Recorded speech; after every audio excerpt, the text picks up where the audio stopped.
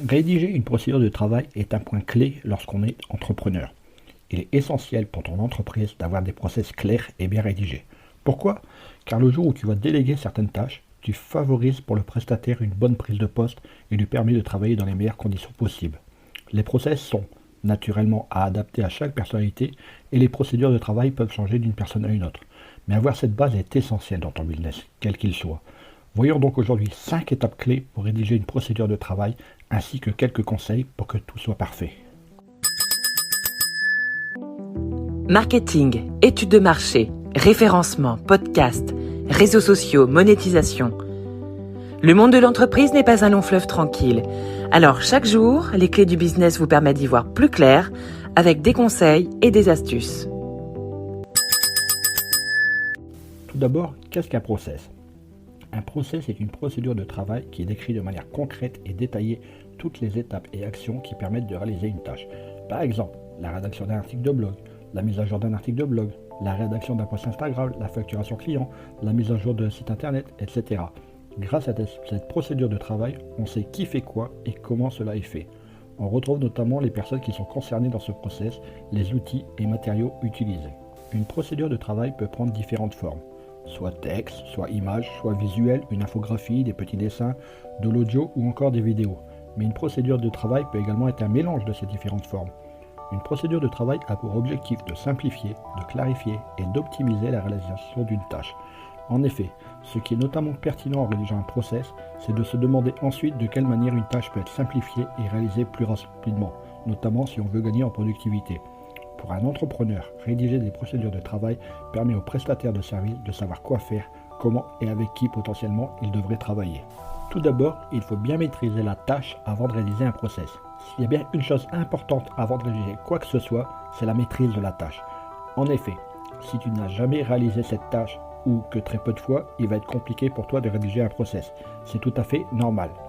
De plus, au début où tu réalises une nouvelle tâche, tu n'es pas forcément au maximum de ta productivité. Peut-être que certaines choses que tu réalises pour une tâche sont une perte de temps, pas forcément dans le bon ordre, pas forcément nécessaires ou encore peuvent être automatisées. Si c'est ton cas, attends de maîtriser la tâche ou de l'avoir fait plusieurs fois avant de réaliser la procédure de travail. Dans le cas où tu délèguerais déjà dans ton business et que tu n'as jamais rédigé de process, tu peux demander à ton prestataire de les rédiger pour ses propres tâches. Ou alors, si les process avaient déjà été rédigés en amont de sa prestation, tu peux lui demander de les mettre à jour. Autre précision, on s'occupe de la rédaction d'une procédure, une à la fois. Deuxième conseil, découper la tâche en étapes. Une fois que la tâche est maîtrisée, il est alors temps de découper cette tâche en étapes.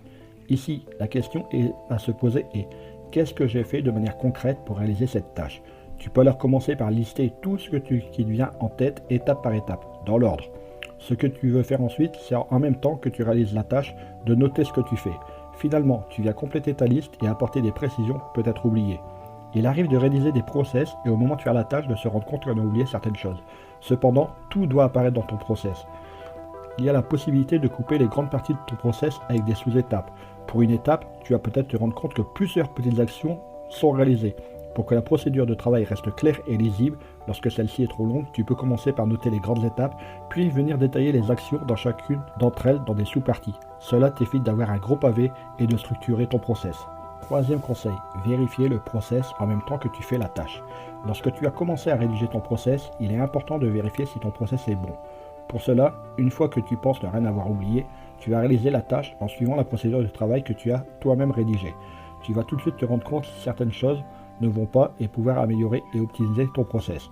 En effet, dans ta procédure de travail, il est important que les choses soient écrites dans l'ordre. Suivre le process que tu as écrit va te permettre de voir ce qui ne va pas. Tu vas notamment pouvoir analyser la procédure de travail et essayer de simplifier et de maximiser le temps de réalisation de celle-ci. Tu peux par exemple te demander: qu'est-ce qui peut être automatisé? Qu'est-ce qui peut être délégué? Qu'est-ce qui peut être supprimé? Parfois, pour certaines procédures de travail, il peut être pertinent de faire une vidéo pour montrer étape par étape comment tu procèdes, un peu comme un tuto. Faire cela permet de compléter tes propos et pour certains aspects techniques, de montrer comment tu fais.